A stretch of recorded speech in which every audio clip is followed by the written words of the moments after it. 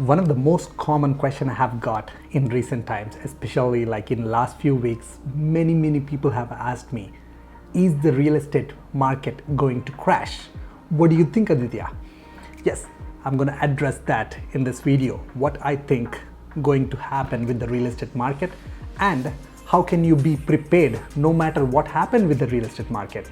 Namaskar, welcome back to my channel. This is Aditya Soma. I'm a founder of Wincity Real Estate Team and also a real estate investor. So in this channel, I talk about investing, sales, financial freedom, and all those things. If you love to learn, make sure hit the subscribe button. And if you enjoyed this video, leave us a thumbs up and a comment. So like I mentioned, let's see if the real estate market is going to crash or not. But before we go into that, let's look at quickly a market history. You know, what happened in last 20 years of real estate market. So here's a chart that I took from CREA, the Canadian real estate market chart from 2005 to 2021. So if you see the price in 2005 was less than 200,000, and over the period of 15, 16, 17 years, it went up. Now it's almost around $700,000+. But if you look closely, you know, we all know the real estate market has crashed in 2008, 2009, you know, when the US market kind of collapsed. So like most of us watched this movie, popular one, Big Short. At 8%, the bonds fail, and we are already at 4%. That's right. If they go to 8, it's Armageddon. Yeah, that's right. Where, you know, what happened with the 2008 crash. So if you look at the chart, at that time, the real estate was like going up from 2005, and at 2008, boom, a small dip. So the prices were above 300 and came down to below 300. But it didn't go back to where the original price was in 2005. And let's continue with the chart. So it went up and down, but over the period by like 2019, again, that's another, we know the recent one, which is due to the COVID situation where the drop again happened. So just before the COVID, the price was over 500,000 and then it dropped to almost less than 500, like almost mid 450. So again, the drop happened, stayed there for a few months, even a year, and then started to go back up again. So that's the data is showing us. Great. So now you have looked at the history and we know that, you know, there were market crashes in 2008 and 2019. So let's quickly look at what are the major reasons, like, you know, three major reasons for the market to crash, and also three major reasons for market to shoot up very high, because in recent times, like from the crash time, it started to go up very fast. So first, let me touch on the reasons for going up, and then I'll touch on the reasons to crash could happen. So as we all know, as of now, the market is increasing rapidly. So let's quickly look at the three major reasons why this is happening. Number one, the supply and demand. Number two, interest rates being all-time low. Number three, inflation. So what does the supply and demand means? So after the COVID hit, you know, once the lockdown happened, after that, like people had a fear to list their property. So that means the inventory going on to the market became very low, whereas still the number of buyers on the market who are looking to buy the home are still high. So that was one of the major reasons for this price push up. And along with that, the second one, the interest rates being all-time low, because, you know, in 1990s, the interest rates were super high. And now the interest rates dropped to almost less than 2%, which is close to free money that we are getting from the banks. So that means the affordability of a buyer went up. You know, that's another major reason. And the last and final one, the inflation. Because of this COVID situation, the government started to print money left and right and give it to, you know, the $2,000 checks that we all got. That's also one of the reasons. So now that falls onto the prices. We gotta pay more taxes to the government. One way, they cannot increase the tax rate for the jobs.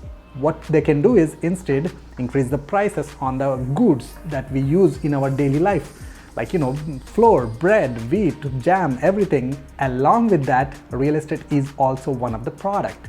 So automatically that impacted on real estate to increase inflation. We have seen that in 2008 and 2019 the crash has happened. So from the chat we also noticed that in 2008 and 2009 the market has crashed.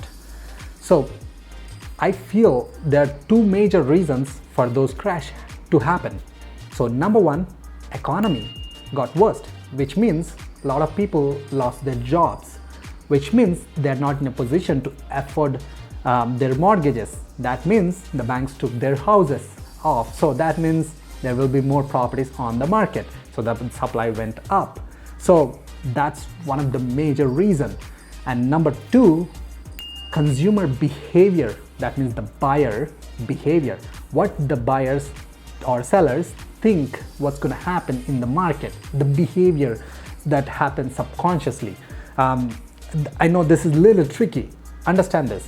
When the crash, like literally when everyone lost their job, now even some people are able to afford, but they have a fear. Oh, now the price is going to go down, or maybe it can go down even further, another 20%, or it can go further down. So that emotion can hold the buyer to take some actions. So that kind of behavioral changes can trigger the crash. If you have enjoyed the video so far, smash that like button. Then we'll get into what I think going to happen in the real estate market. So after going all this market history and reasons and everything, what do I think? So my thought process, and again, this is purely my opinion, not a legal advice or anything. You do what, talk to your legal professionals and make your decisions based on that. This is just a random guy on YouTube sharing his opinion. So I feel the market is going to stabilize. So which means there might be a small, ups and downs, but it's gonna stay consistent, not like a rapid zoom. So stabilize and then continue to go up maybe after a few months, year or two. Yep, that's my opinion. And here is my advice to you. If you have been waiting for a perfect time to buy a house, haven't bought anything, you've been renting for years, or you have invested in one or two properties, now not sure if you have to continue to invest or not, or just wait for the perfect time, then number one, buy an affordable home. What I mean by that, if you buy a 500,000 home, you have a 5,000 income, you need 2,500 to hold this home, then it's within your affordability. But if you're buying a home, you're making 5,000, but your cost to hold that house itself is like 4,000 or 5,000. Now you're like stretching yourself too hard.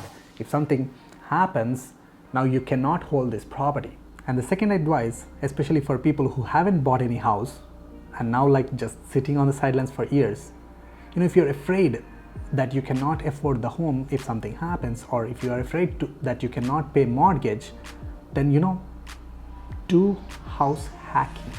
If you don't know what does that mean, I did a detailed video, go check out that video. But in simple, find a house where you can share the rooms, or where you have two portions or three units, where you can rent out one or two units like basement or a duplex. You have the second unit that you can rent out and you live in one unit, where your cost of ownership goes down. If you do it right, maybe sometimes you can live for free. So that I would strongly recommend you, because by renting, you're just throwing your money from your pocket outside the window. Whereas if you own it, over the period, you know that you're gonna make money. So that's where I'm gonna sign off with my thoughts. If you watched till here, that means you enjoyed the video. So make sure to smash that like button and see you in the next video.